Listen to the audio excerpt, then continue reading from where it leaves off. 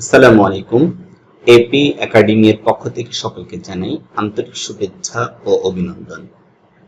আজকে আমরা নিয়ে এসেছি একটি গুরুত্বপূর্ণ ভিডিও নিয়ে।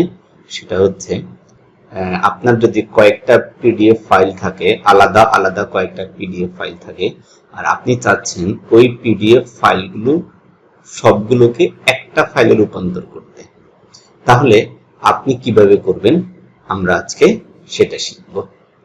দেখুন,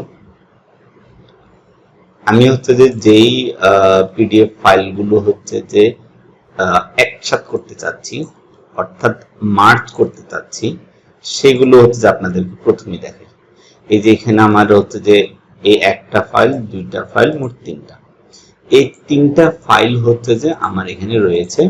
এখন আমি হচ্ছে যে এগুলাকে একসাথে করব। তো এই তিনটা আলাদা ফাইলকে আমি একটা ফাইলে রূপান্তর করব। সেটা করার জন্য আমাকে যেটা করতে হবে, প্রথমে আমাকে গুগল ক্রোমতে যেতে হবে।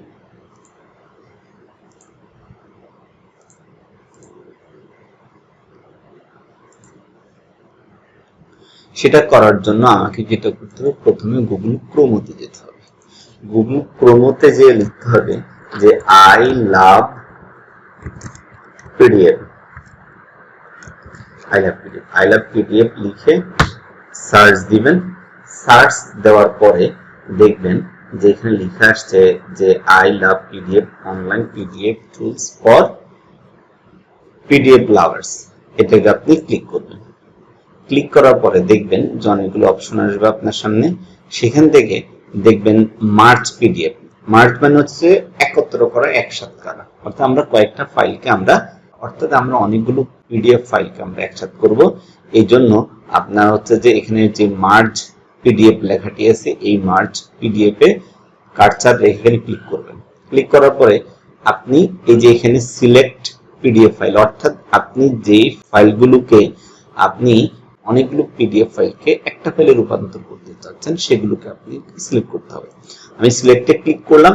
ক্লিক করার পরে ফাইলগুলো যেই জায়গায় সেভ করা আছে আপনাকে সেখান থেকে যে ফাইলগুলোকে আপনি একসাথে করতে চাচ্ছেন সেগুলোকে সিলেক্ট করতে হবে।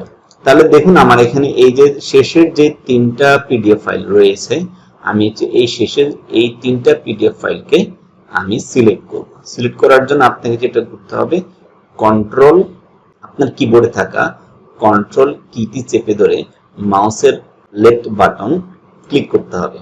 যে ফাইলটি আপনি সিলেক্ট করতে চাচ্ছেন সেই ফাইলের উপরে নিয়ে মাউসের লেফট বাটনটি ক্লিক করতে হবে। তাহলে প্রথমটা আমি সিলেক্ট করলাম, আবার দ্বিতীয়টা সিলেক্ট করলাম, আবার তৃতীয়টা সিলেক্ট করলাম। সিলেক্ট করে এই যে এখানে ওপেন লেখা দেখতে পাচ্ছেন, এই যে এখানে ওপেন আমি ক্লিক করলাম। ক্লিক করার পরে দেখুন আমি যে তিনটা পিডিএফ ফাইলকে আমি হচ্ছে যে একটা ফাইলে রূপান্তর করতে চাচ্ছি, এই তিনটা পিডিএফ ফাইল এখন একসাথে হয়েছে। এখন আপনি যদি চান যে কোন পেজগুলোকে আপনি প্রথমে দিবেন, সেটা আপনার উপর নির্ভর করে। যেমন এখানে এই পেজটাকে যদি চাই যে আমি এটাকে প্রথমে দিব, সেটার জন্য যেটা করতে হবে, আপনার মাউসের লেফট বাটনটি কার্সারটি যেই পেজকে আপনি পরিবর্তন করতে চাচ্ছেন, স্থানান্তর করতে চাচ্ছেন, ওই পেজের উপরে নিয়ে লেফট বাটনটি ক্লিক করে যেদিকে নিতে চাচ্ছেন সেদিকে সরাই আমি সামনে নিয়ে আসবো। এই জন্য সামনে নিয়ে আসছি। এই যে পরিবর্তন হয়ে গেছে, অর্থাৎ আপনার প্রয়োজন মতো আপনি যে পেজটি প্রথমে দিতে চাচ্ছেন সেই পেজগুলো আপনি প্রথমে, সেই ফাইলটা আপনি প্রথমে দিবেন। যেটা মাঝখানে দিতে চাচ্ছেন বা শেষে দিতে চাচ্ছেন আপনি এভাবে হচ্ছে যে পরিবর্তন করে আপনি আপনার মতো করে স্থান পরিবর্তন করে নিতে পারেন। তাহলে এখন হচ্ছে আমি এই তিনটা পিডিএফ ফাইলকে আমি হচ্ছে যে একটা পিডিএফ ফাইলে রূপান্তর করব। তাহলে আমি সিলেক্ট করে নিলাম, স্থান পরিবর্তন করে নিলাম আমার প্রয়োজন মতো। এখন এই যে কর্নারে একটা লেখা আছে যে মার্জ পিডিএফ, তাহলে মার্জ পিডিএফ ক্লিক করলাম। ক্লিক করার পরে এখন যেটা আছে ডাউনলোড পিডিএফ, আমি ডাউনলোডে ক্লিক করলাম। ক্লিক করার পরে আমি যেই ফাইলটা হচ্ছে যে ডাউনলোড করেছিলাম, যে পিডিএফ ফাইলগুলোকে আমি একটা ফাইলে রূপান্তর করেছিলাম, ওই পিডিএফ ফাইলটা হচ্ছে যে আমার একসাথে হয়ে গেছে। তাহলে এটা আমার সেভ হয়েছে ডাউনলোডে। আমি ডাউনলোডে ক্লিক করলাম।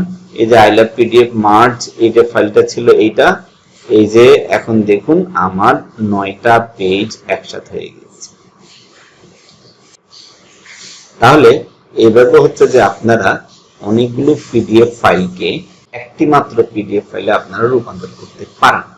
তাহলে আজকে আমরা শিখলাম যে অনেকগুলো পিডিএফ ফাইলকে কিভাবে একটি পিডিএফ ফাইলে রূপান্তর করা যায়।